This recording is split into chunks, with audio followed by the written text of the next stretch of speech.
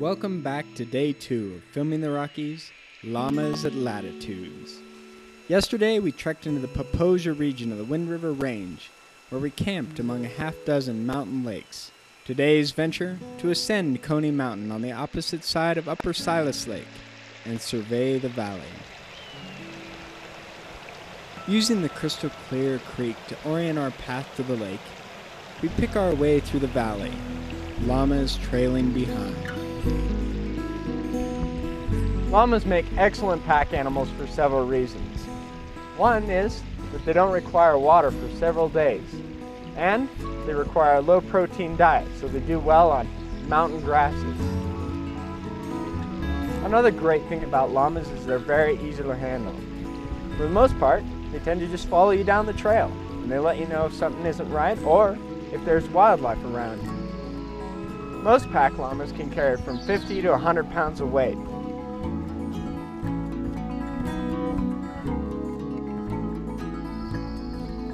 Llamas are very sure-footed animals. The bottom of their feet are very similar to a dog's.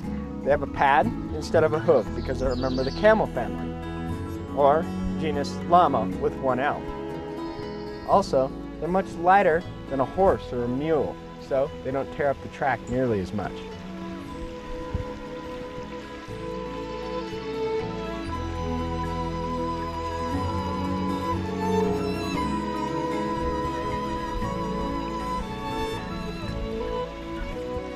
When you decide to go into the backcountry with llamas, you have two choices. You can rent them, or you can go on a guided trip. The Great Northern Llama Company offers both options. If you choose to rent llamas to go out on your own trip, it's pretty easy. You just go through a simple training course before you head out.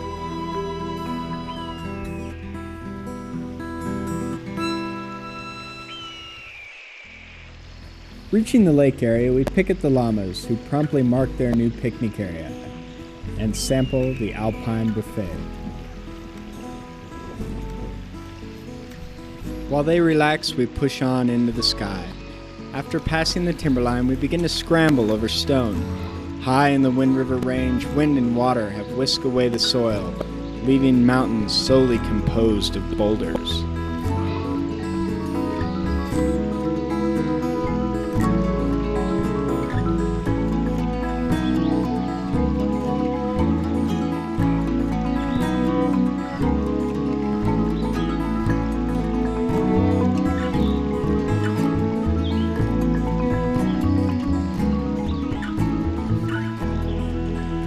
Descending from the mountain, we find our four-legged friends peacefully grazing on the Rocky Mountain grasses, just as their ancestors did. Having let the tranquility of the wilderness wash away the stresses of our daily lives, we casually saunter toward camp, exploring along the way.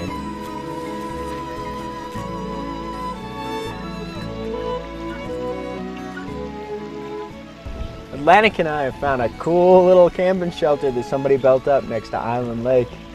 I don't know that it'd be very waterproof though. But he seems to like it. Nice and cool. One of the best parts about llama trekking is the ability to relax for long periods in the backcountry, thanks to the extra provisions our pack companions have carried. And we spend the next day fishing, grazing, fiddling, eating decadent camp meals, thanks to our Lander llama guides. And did I mention fishing?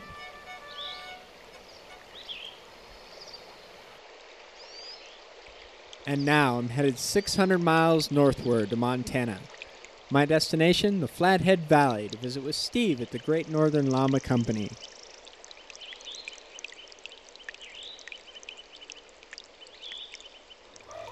And you breed both alpacas and llamas. Mm-hmm. Mm-hmm. First off, what's the difference? Well, the llamas are bred traditionally as a beast of burden. They're a much larger animal, 400 pounds or so, and they're built to travel good distances, to carry, maybe 100 pounds of gear. And they were also bred for meat, and their fiber was used to a certain extent. Now these alpacas, they were bred specifically for their fiber. It's much finer, denser, and it's just a higher quality than llamas are, but they're not big enough to pack any sort of a load at all. These guys probably only weigh 150 pounds each. So the Incas in South America bred these two types of animals for two specific different purposes. And as far as a herd animal, the alpacas are a little more like a sheep. They like being in a tight little herd, whereas the llamas are a little more independent and camping. And the animals aren't skittish at all when you get them up there and you're walking across? No, they're real comfortable. They're more sure-footed and they can watch the trails, you know, better than we can. They've got 4 feet, we've only got 2. Do they watch their feet when they walk? They don't. No, they're out looking around, and that's one of the nice aspects of having llamas with you is they'll see things that you normally wouldn't see. All of a sudden they'll all fix their eyes on a mountain goat a mile away. This little guy here was born, maybe 2 hours ago now. He's just a brand fresh one. You can see they're up and running. So soft. It's incredibly soft. Yep. Yeah. The reason they give birth during the daytime is where they originate in the Altiplano in South America. It frosts every night of the year. And so being born at night just would not be an effective survival trait. So they've learned to be born during the daytime. One of the neat things about alpacas is they come in so many different colors, and it sort of gives people an opportunity to find their own little area where they like to breed and what their favorite color is. So I see you have a whole bunch of different pastures here, and you have your alpacas over here, a couple llamas over here, llamas over there. Explain why. Well, we have kind of different management units. This particular pasture here has all my little baby alpacas in it, which are susceptible to predators. We have mountain lions and coyotes here. And so we can keep them in this field with an electric fence at night to protect them. Whereas the main herd of llamas and the alpacas that don't have babies can be on the other side of the barn there and go down in our lower fields down below, because the llamas will protect their babies much more vigorous than the alpacas will.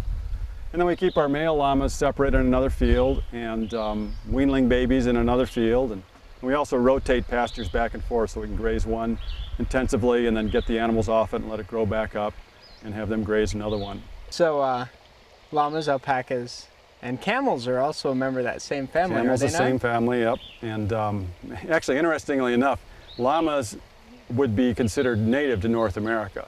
They started out 40 million years ago, camelids did, here in North America. And some migrated across the Bering Land Bridge to Asia to become camels. Some migrated to South America to become guanacos, which is the wild progenitor of the llama. And then the Ice Age made them extinct in North America.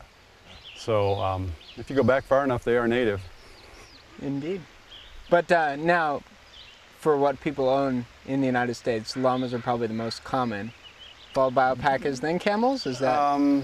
Yeah, there's probably, I'm guessing, maybe 150,000 llamas in this country now. Actually, there's more llamas in this country than there is down in Chile, in South America. And there's maybe 80,000 alpacas. Camels, I don't know, probably just, I would think, 4,000 or 5,000 maybe at most. Well, thanks for everything, Steve. That's a lot of great information. And Good. Well, glad to have you here. We'll be anxious to get out on the trail tomorrow and see them working, doing the real thing they can do. up next, we'll be packing into the Swan Range on our way to the Bob Marshall Wilderness.